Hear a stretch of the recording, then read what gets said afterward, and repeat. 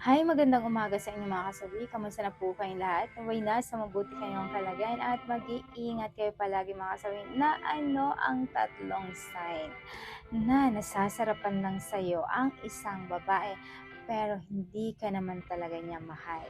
Pakinggan nyo to mga kalalakihan. Kaisa ka na rin sa nakakaranas ng ganito sa isang babae mga kasawi. Ang una mga kasawi is, pumupunta lang sa'yo kapag kailangan niya na magpabingbang sa'yo. For example, ang isang babae ay hindi naman talaga satisfied sa kanyang asawa, pero kailangan niyang masatisfied sa kama. So, ang ginagawa niya ay pupuntahan ka niya kung saan ka nakatira, kung saan ang lungga mo, nakikipag-meet up sa'yo kapag kailangan ka niya na talagang gusto niyang mapasaya siya sa kama at gustong-gusto niya na magpabingbang sa'yo. Kasi nga, syempre, hindi siya nasasatisfied sa legal niyang asawa. So, sa'yo pupunta kasi dahil kailangan lang ng init ng kanyang katawan. Kaya siya ay nagpapabingbang sa'yo, mga kasawi. Ayan lang po yung ating una na sign. Ang pangalawa mga kasawi, hindi kanya kayang masabihan ng mahal kita. Kapag kang isang babae ay talagang mahal na mahal ka nito, hindi mo na kailangan pang sabihin yan or turuan ang isang babae na banggitin mo ang mga katagang yan. Dahil kapag mahal ka ng isang babae ay kusang lalabas yan sa kanilang bibig at kusang mararamdaman mo yan sa isang babae dahil kapag kamahal ka ng isang babae ay lahat gagawin niya sa'yo para naman masabi mo at ma-appreciate mo na talagang mahal na mahal kanya mga kasawi dahil minuminuto, oras-oras, nasasabihin niya sa'yo na mahal na mahal na mahal kita. Ikaw lang ay sapat na at wala na akong hahanapin pang iba mga kasawi. Ayan lang po yung ating pangalawa na sign.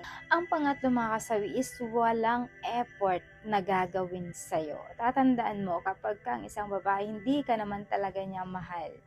Walang gagawin na effort yan para sa'yo. Wala siyang sasabihin sa'yo na kahit na ano at wala kang maririnig para sa kanya.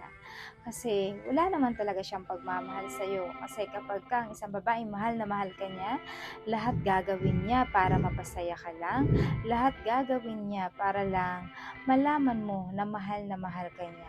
At lahat ng mga bagay na kapag papasaya sa'yo ay gagawin niya para lang sumaya ka talaga. Lalo na kapag may mga special na okasyon sa buhay mo, siya na mismo ang gagawa ng effort para ma-surprise ka niya.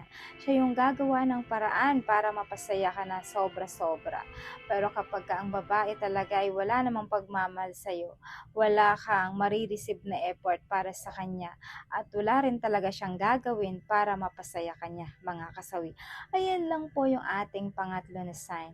At syempre, hindi mawawala yung advice sa topic na ito. Lagi niyong tatandaan sa mga kalalakihan.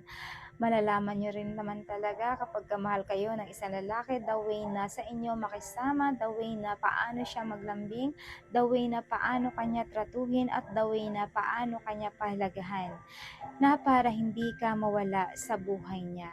Pero kapag hindi mo ito nararamdaman sa kanya, alam mo ba, napakasakit man isipin at tanggapin sa sarili mo na kailangan mo na siyang bitawan dahil hindi mo deserve na masaktan ka at hindi mo deserve ang ganitong babae kasi may babae na talagang tunay na magmamahal sa'yo ng wagas na kagaya ng pagmamahal na binibigay mo para sa kanya.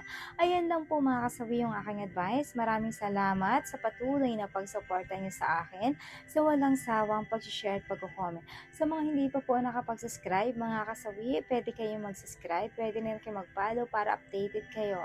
Sa topic ko araw-araw, magandang umaga mga kasawi, mahal kayo ng inyong advisor.